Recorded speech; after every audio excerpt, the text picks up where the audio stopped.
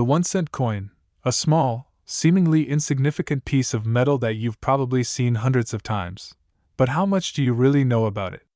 From its early beginnings to the debates surrounding its future, the penny has a rich history, and surprisingly, a big impact. Today, we're going to take a deep dive into the fascinating world of the 1-cent coin, its origins, its value, its role in our economy, and why it still matters even in the digital age. Our story begins in 1792, just a few years after the birth of the United States.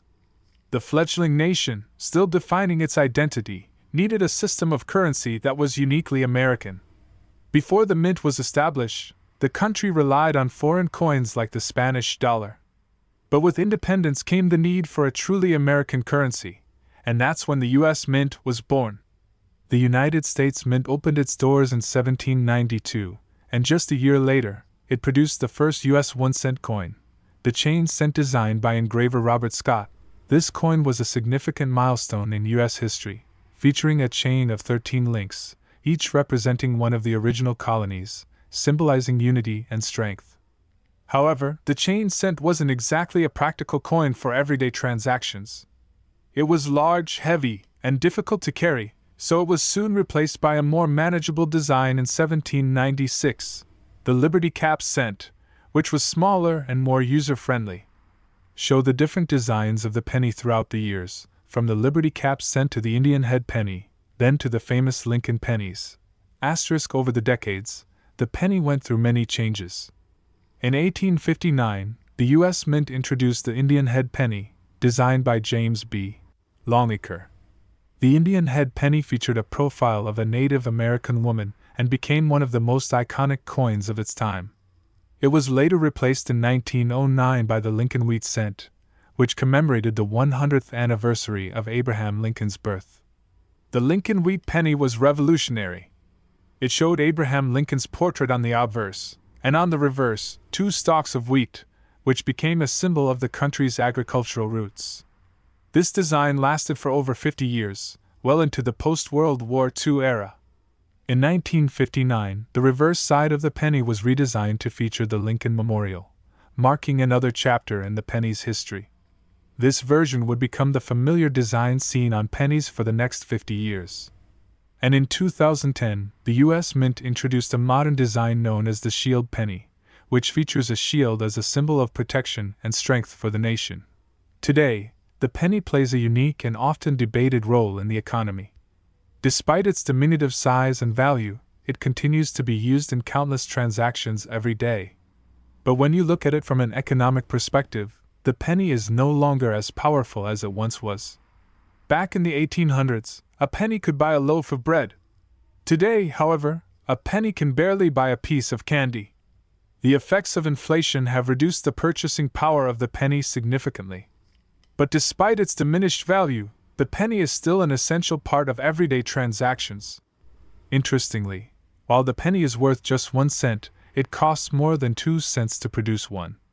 As of 2024, the U.S. Mint spends about 2.1 cents to make each penny, which means that taxpayers are effectively losing money every time a penny is minted. At the heart of the debate is whether the penny is worth keeping. Critics argue that it's obsolete, costly to produce, and largely irrelevant in the digital age.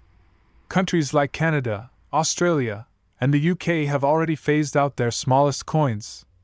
But in the United States, the penny still holds a strong presence, with over 140 billion pennies in circulation today. While the penny may not have much purchasing power anymore, it still holds a significant place in U.S. currency. There are more than 140 billion pennies currently in circulation, representing a total value of roughly $1.4 billion. Every year, the U.S. Mint produces billions more pennies to replace worn-out coins and meet the demands of everyday commerce. In fact, the Mint produces more pennies than any other coin in the U.S. economy. In 2020 alone, more than 7 billion pennies were minted. This speaks to the enduring role of the penny in American life, despite the fact that it costs more to make than it's worth. While most pennies are worth just 1 cent, some rare pennies can be worth thousands of dollars.